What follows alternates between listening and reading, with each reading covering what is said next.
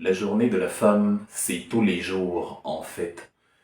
Quant au 8 mars, c'est un jour de deuil. Ça veut dire que si vous êtes en Europe, il faut porter du noir pour rappeler ce deuil-là. Et si vous êtes au Cameroun, il faut porter du blanc, la couleur de deuil en Afrique. Le 8 mars est un jour qui rappelle au monde ce que les femmes ont subi à travers l'histoire, toute civilisation confondue. Le mépris, le dédain, la déconsidération, la moquerie, le viol, la torture, le massacre, la violence, l'opprobre, la calomnie.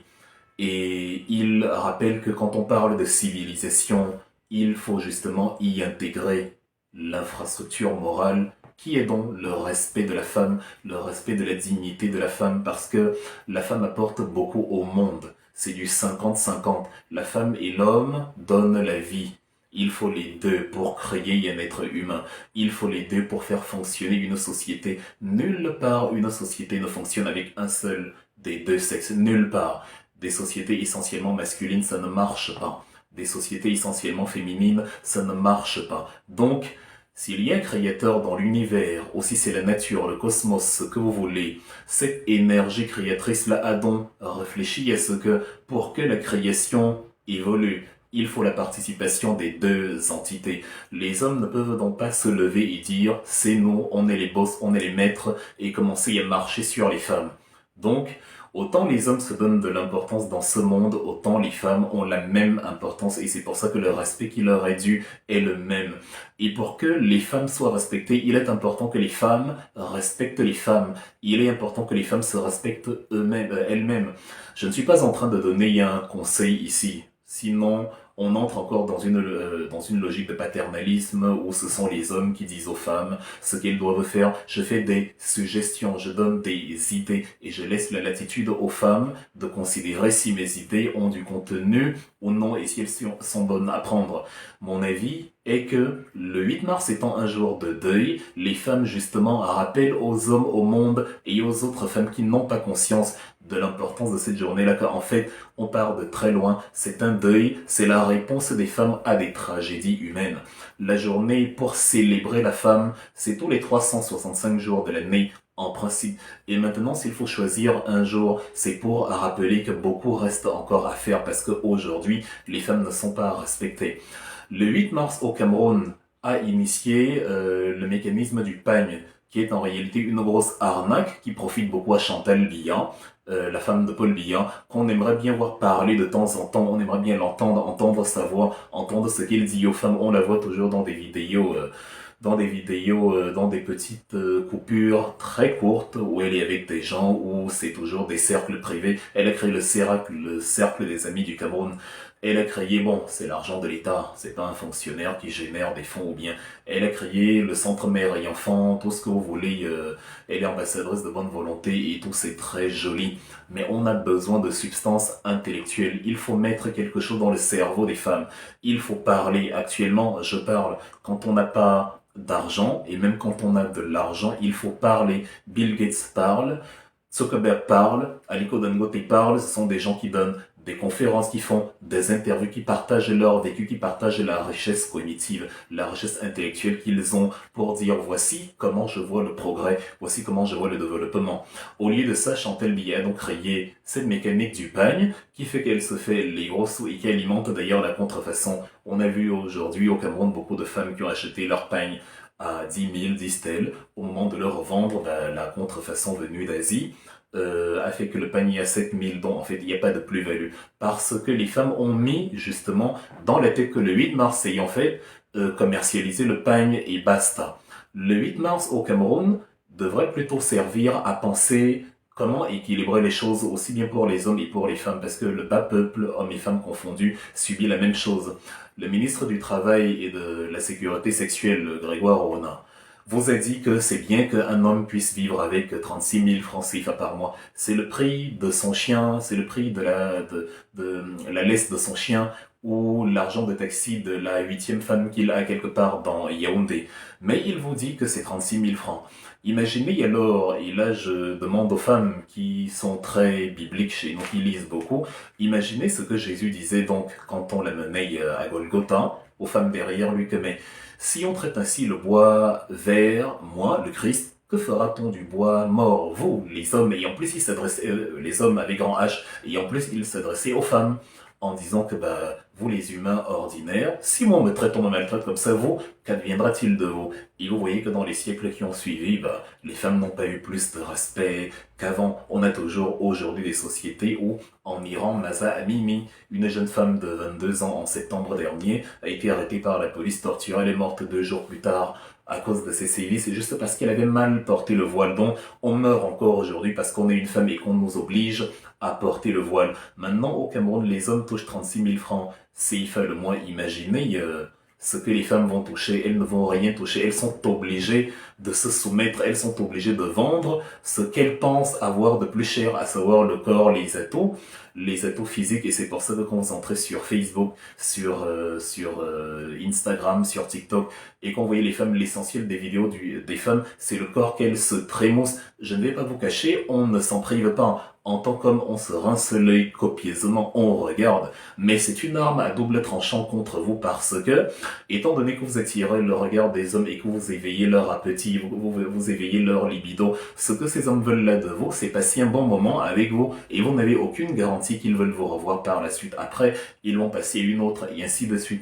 C'est pour ça que les femmes célèbres, les TikTokeuses qui affichent beaucoup leurs attributs, réussissent à avoir beaucoup de partenaires, de sponsors si vous voulez, mais vous verrez très peu d'entre elles qui vont vous dire je suis marié depuis 5-6 ans, je suis dans une stabilité émotionnelle depuis X années. Ce n'est pas pour dire que le mariage est une fin à soi, mais c'est pour dire si on met justement tôt en tant que femme, si on mise toute son énergie pour attirer le sexe opposé, on ne se garantit pas plus de valeur que les femmes ordinaires. Au contraire, on montre que je ne suis qu'un amas de chair et d'attributs libidineux ambulants.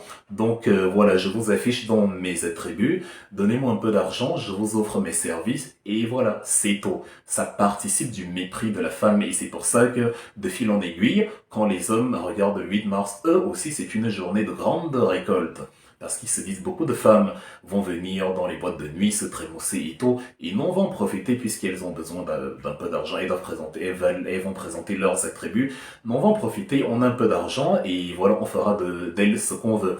Or, pour sortir de là, les femmes justement doivent réclamer plus de droits, réclamer plus de travail, plus de garanties pour travailler. On ne demande pas aux femmes de ne pas être coquettes ou bien même les femmes intelligentes sont coquettes, ne vous me prenez pas. Les femmes que vous croyez être ennuyeuses parce qu'elles aiment les cahiers, les livres, je ne sais pas si vous avez déjà eu à courtiser une femme intelligente, à parler avec elle en privé dans un cadre restreint où il n'y a que vous deux. Elle change de visage parce que le cadre change. Elle vous montre ce qu'elle est en tant que femme et elle vous présente tout ce qu'elle a comme attribut. Donc, ce n'est pas l'un n'exclut pas l'autre. Ça ne veut pas dire forcément que les femmes qu'on voit sur TikTok se balancer sont moins intelligentes, mais c'est justement dommage qu'elles n'affichent pas leur intelligence en parallèle de leurs attributs. Si elles ne veulent pas renoncer à leurs attributs, qu'elles affichent les deux en même temps et qu'elles ne jouent pas les bimbos stupides qui, voilà, vous allez vieillir, le temps va passer, il faut qu'en regardant derrière vos enfants, on puisse retenir de vous que dans votre jeunesse, dans vos jeunes années, vous avez offert quelque chose, vous avez présenté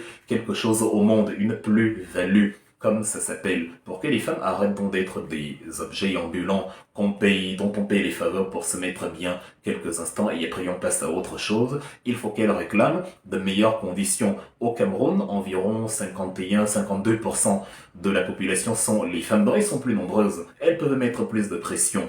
Vous avez vu comment on a mis la pression sur Martinez Zogo et finalement, cet animal d'Amogo Belling a été incarcéré. Ça fait que grâce à cette pression, beaucoup de femmes comme Madame Zogo vont pouvoir continuer de profiter de leur mari, de vivre avec leur mari des années supplémentaires parce que la pression permet que moins de voyous et d'ignards comme Amogo Bellinga s'aventurent à assassiner le mari des gens dans le même ordre d'idées. Donc les femmes doivent dire au ministre du Travail et de la Sécurité sexuelle, Grégoire Orona, que 36 000 francs, c'est absurde.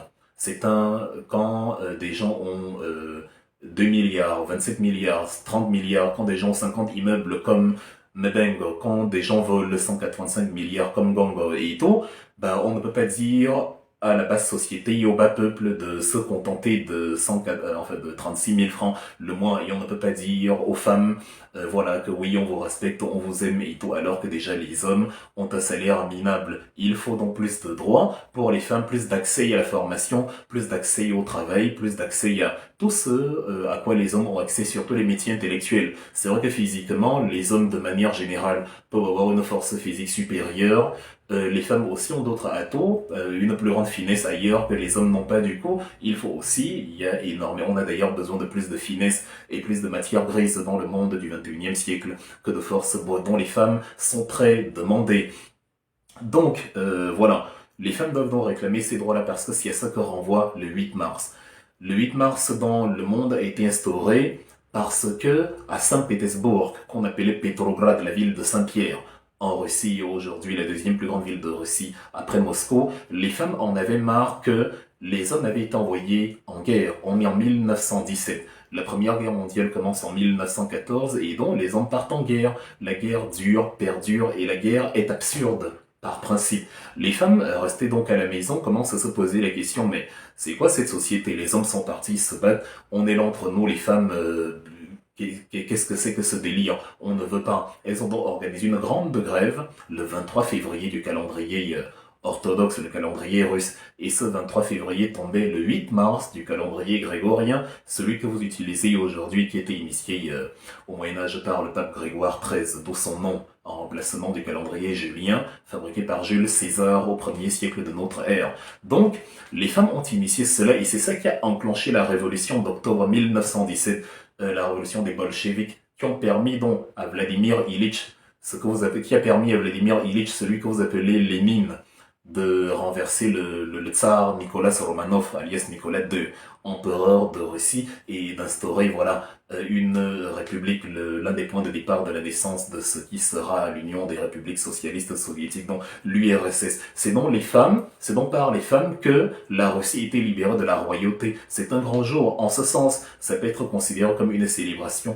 mais ça part du fait que voilà, les femmes se sont retrouvées, en fait, en envoyant les hommes en guerre, on a fait du mal aux femmes en les dépossédant de leur mari. Déjà que dans le monde, elles n'avaient pas tant de droits que ça, on les a privées de leur mari. On est dans un contexte où partout dans le monde, les femmes se rebellent. Au début des années 1900, vous aviez aux États-Unis une noire, Harriet Tubman, qui a initié le chemin de fer clandestin, qui lui permettait de prendre les noirs des zones d'esclavage des États du Sud en Amérique et de les amener sur la frontière canadienne pour qu'elles soient un peu plus en sécurité, parce que à l'époque on est en pleine ségrégation, on est en pleine pratique du mépris des Noirs et de la continuité de l'esclavage, alors qu'Abraham Lincoln en 1865, après la guerre de sécession, a déjà dit que l'esclavage est aboli, le 16e président des États-Unis, qui sera d'ailleurs assassiné parce que il a demandé l'abolition de l'esclavage, Abraham Lincoln. Donc, les femmes, voilà, comme Harriet Tubman aux États-Unis le font. On vous parle, par exemple, en France, où je passe beaucoup de temps, à Paris notamment, vous avez une station de RER qu'on appelle Rosa Parks. C'est en mémoire de Rosa Parks qui, le 1er décembre 55, refuse d'appliquer les lois discriminatoires à Montgomery. C'est une ville dans l'état de l'Alabama, au sud des États-Unis, dans ces États-là qui pratiquaient l'esclavage. Et Rosa Parks décide, moi je ne peux pas accepter que je vais être assise. On me dit qu'un blanc doit s'asseoir parce qu'il a plus de valeur que moi. Il y avait un dispositif dans les bus de Montgomery où les rangées de devant étaient réservées aux blancs, les rangées du milieu étaient, voilà, un noir pouvait s'asseoir, mais si un blanc entrait, le noir devait se lever et laisser la place aux blancs. Ce n'est que les rangées tout en arrière qui étaient réservées aux noirs, mais sinon, tant qu'un blanc est debout, vous n'avez pas le droit de vous asseoir. Elle dit non, ce n'est pas possible, je n'accepte pas. Et elle dit non, c'est ça qui crée justement qu'on parle d'elle aujourd'hui. C'est ça qui fait on se souvient, il y a la grande chanteuse de jazz Billie Holiday, toujours une noire américaine. Ce sont nos frères que l'esclavage a déportés de l'autre côté et qui se sont rappelés que, ah non, nous avons une dignité, nous sommes des Afro-Américains, nous sommes des Africains, nous avons une terre, nous avons un continent. Et même si le poids de l'histoire nous a amenés ici, nous ne devons pas oublier ce que nous valons. Donc on doit continuer toujours à faire valoir nos droits. Donc elle a chanté la fameuse chanson Strange Fruits, voilà, qui était une sorte de chant de rassemblement, de chant de ralliement, de chant de résistance pour rappeler que les Noirs ont des droits civiques. C'est la combinaison de tout ça qui fait que des gens comme Martin Luther King ont pris le combat à bras le corps en disant que oui, les femmes et les Noirs de manière générale méritent le respect, méritent justement leur place dans la société. Et il y a une femme dont on ne parle pas beaucoup, Claudette Colvin. Elle, déjà, en tout début d'année, au mois de mars, justement, comme par hasard, elle était la première à refuser, avant Rosa Parks, dans un bus, la place à un blanc et elle n'avait que 15 ans. Vous voyez que les femmes toutes jeunes, elles n'ont pas pensé à trémousser leur derrière, elles n'ont pas pensé à TikTok, elles n'ont pas pensé à Facebook, à Instagram, qui certes n'existait pas à l'époque, mais on dit que la prostitution est le plus vieux métier du monde. Mais elle s'est dit quand même que moi, je vais montrer que je suis une femme digne, qui a la même valeur qu'un blanc, pourquoi je dois refuser? Et justement, elle avait eu en cours ce jour-là, cette semaine-là, elle avait eu des cours de droit de civilisation. On lui enseignait que les humains, voilà, les humains, en principe, se valent. Et là, elle arrive, on lui dit qu'elle est noire, elle doit se lever, elle dit non, je refuse. Et c'est des initiatives comme ça qui font que les femmes écrivent l'histoire. En Afrique, vous avez Kim Pavita en 1706 qui vous dit que non, la femme a la valeur, l'Afrique a la valeur et les hommes et femmes de l'Afrique ont la même valeur que ce que vous attribuez à Jésus, à l'Asie mineure, au Moyen-Orient et tout, parce que pour elle, elle considère que la vraie terre promise et la vraie Jérusalem, c'est le Mbanza Congo. Et c'est là que Jésus va venir et restaurer le royaume et tout, et qu'elle est l'une des messagères. Cette chère qui me passe est l'une des messagères justement de ces paroles-là, et que l'Afrique est grande. Elle essaye de pousser l'Afrique vers le haut. Elle va être exécutée en 1706, on va la brûler, comme on a brûlé Jeanne d'Arc en 1431 en France. Donc, nous avons nos Jeanne d'Arc, voilà, nous avons nos équivalents à Jeanne d'Arc. On n'a pas à s'identifier forcément au sacrifice des autres. On a nos femmes qui ont porté le combat. Aujourd'hui, vous avez des femmes comme Rebecca et Nonchon, qui a travaillé avec les Nations Unies dans le cadre de l'entrepreneuriat technologique et qui a d'ailleurs des associations de promotion de la création, de la créativité technologique. Elle est intégrée dans le top 100 des femmes les plus influentes d'Afrique. Ce sont ces femmes-là qu'on doit mettre en avant. Quand elle est arrivée au Cameroun il y a 2 ans, on l'a torturée, on l'a mise en prison brièvement parce que les gens n'ont même pas compris à qui ils avaient affaire. C'est ce mépris des femmes-là qui font que les femmes doivent le 8 mars porter le pain noir quand elles sont en Europe, la couleur du deuil, le pain blanc quand elles sont en Afrique, l'habit blanc en tout cas la couleur du deuil quand on est en Afrique pour montrer que ah non, nous en avons marre de nous faire mépriser, on ne veut plus que ça continue. Vous avez des écrivaines comme Amadou Amal Jaili qui voilà, a écrit Les Impatientes où elle met en exergue sa vie, ce qu'elle a vécu, le mariage forcé, le mépris et tout. Elle a eu en France le prix Goncourt des lycéens. Et même si, voilà, alors on peut penser, voilà, d'elle ce qu'on veut, elle a quand même eu à partager son histoire, à l'apporter au devant de la scène et beaucoup de femmes s'identifient à elle. Il y a une autre écrivaine, Calix Beyala, avec tout ce qu'on peut penser d'elle aussi, je ne l'apprécie pas en tout, c'était un soutien yabiya, qui n'a toujours pas fait du bien au vivre ensemble à travers certaines sorties, mais qui, dont vous voyez ces derniers temps sur le cas Martinez par exemple, s'est énormément illustré dans la défense de Martinez, dans la défense de la justice au Cameroun et qui, quoi qu'on dise, est connue à travers le monde comme étant écrivaine. C'est l'écrivaine camerounaise la plus lue aujourd'hui. Et c'est une fierté pour le Cameroun d'avoir justement une femme comme ça sur le panthéon africain de la littérature au XXIe siècle. Donc quoi qu'on dise, il y a des valeurs, il y a des pans valeureux des femmes à offrir. J'ai même fait la publication, la promotion d'une autre jeune écrivaine, Bibi Shkound, qui a écrit Libre et qui a fait sa dédicace à l'hôtel Sawa. Vous pouvez d'ailleurs aller voir sur sa page Bibi Shkound cette semaine où voilà, elle parle aussi du vécu de la femme, de sa place. En fait, les femmes pleurent, les femmes ont subi, les femmes vivent des douleurs et il s'agit, même pour vous les femmes, de mettre ces femmes-là en avant, de montrer que voilà, nous ne voulons pas que ça continue. Nous voulons, comme en Russie, faire la promotion de l'égalité, la promotion de l'équilibre, la promotion de la considération mutuelle entre les hommes et les femmes. Nous voulons montrer que oui, les femmes ont toute leur place. C'est, voilà, en ce sens où je préconise la suppression pure et simple du pain du 8 mars, qui est une absurdité monumentale, parce que c'est à cause de ça que quand les femmes pensent au 8 mars en tête, et non que le pain, s'il n'y avait pas le pain, elles allaient commencer à penser comment, ah, c'est le 8 mars, il vaut mieux ne pas fêter du tout, que de se dégrader moralement comme les femmes le font le 8 mars, à se saouler la gueule, je ne vois pas l'intérêt à boire 4, 5 bouteilles, 6 bouteilles de bière, enfin, je ne vois pas. Pour nous qui ne buvons pas d'alcool, ou quasiment pas, quand tu prends un verre, je sais pas, de jus, d'eau, normalement, quand tu ressens la satiété, la première sensation de satiété, tu t'arrêtes. Si j'ai pris un jus d'ananas et que je me mets à le boire quand je sens que il y a plus de place, j'arrête.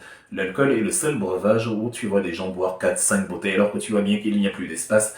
En fait, ils ne boivent plus pour le plaisir, pour satisfaire la satiété, mais comme un défi absurde. Je vais montrer à mon entourage que je suis le plus stupide dans cette pièce. Et en l'occurrence, la plus stupide, puisqu'il s'agit des femmes. Donc voilà, non, ce n'est pas ce que nous voulons, ce n'est pas ce dont le Cameroun a besoin. La femme vaut beaucoup mieux que ça. Les hommes sont attirés par les femmes qui se trémoussent pour passer un bon moment. Les hommes sont attirés par les femmes qui montrent leur intelligence pour passer une belle vie. Nous, voilà, j'ai annoncé avant le décès de Martinez Zogo que je travaillais sur un livre, enfin que j'avais terminé un livre d'ailleurs qui parlait des violences conjugales. Je vais le publier au cours de cette année. Il a été retardé par les activités justement de défense et de pression sur le cas Martinez. Le titre du livre c'est Anaba, c'est une femme justement aussi qui, voilà, on a vu de toutes les couleurs plus ou moins. Ça ne signifie pas, parce que c'est les hommes qui sont violents, barbares et sauvages envers les femmes, écrivent pour dire que oui, arrêtez de parler des violences faites aux femmes, il y a des violences faites aux hommes aussi. Ce n'est pas faux. Ce n'est pas ce que j'essaye de dire. Si quelqu'un dit je vais écrire sur les 1000 pattes, il n'a pas dit que les chenilles n'existent pas. Il a juste dit je vais écrire sur les 1000 pattes. Vous pouvez écrire aussi sur les violences faites aux hommes pour cacher que vous êtes en fait violent, barbare, agressif et irrespectueux envers vos femmes. Donc ça s'engage tout un chacun. Mais mon message en tout cas aux femmes, ma suggestion en tout cas aux femmes, en plus de préconiser la suppression pure et simple du pagne, parce que ce n'est pas une fête de la femme, c'est une journée commémorative des droits des femmes. C'est en 1977 que l'ONU consacre dans le 8 mars, initié par les femmes en Russie comme journée, journée internationale des droits de la femme. En France, par exemple, comme je parlais de la France à Rosa Parks, c'est en 1982. Vous voyez, partout dans le monde, même en Europe qu'on croit civilisé, les femmes avaient encore ces problèmes-là. Dans les années 1930, 38, 40, on avait créé la WSPO, la Women's Social and Political Union, parce que les femmes n'avaient pas le droit de vote, jusque dans les années 40, dans les années 50, dans les années 60, voire 70, dans plusieurs pays en Europe occidentale, les femmes n'avaient pas le droit de vote, et elles ont continué à se battre. Aujourd'hui encore, en Allemagne, en France, les femmes sont moins bien payées que les hommes, même parfois pour des fonctions similaires. Imaginez donc autrefois et imaginez donc en Afrique. Donc, trémoussez-vous moins, réfléchissez plus, chères femmes, parce que comme je dis, les hommes cherchent les femmes qui se trémoussent pour passer un bon moment, les hommes cherchent les femmes intelligentes pour passer une belle vie. Et maintenant, si on sort du carcan masculin, parce que la finalité n'est pas toujours d'avoir l'homme, le mariage, les femmes elles-mêmes qui se trémoussent, c'est pour jouir de la vie un certain moment, mais les femmes qui produisent, qui génèrent de la substance intellectuelle, de la substance technique, de la substance associative, de la substance sociale, elles se construisent elles-mêmes sur la durée une vie, une vraie, parce que leur nom est retenu dans les tablettes de l'histoire. Mes hommages encore à Madame Zogo, qui comme Mélissa, la femme du cannibale, aurait mérité d'avoir son mari en ce jour.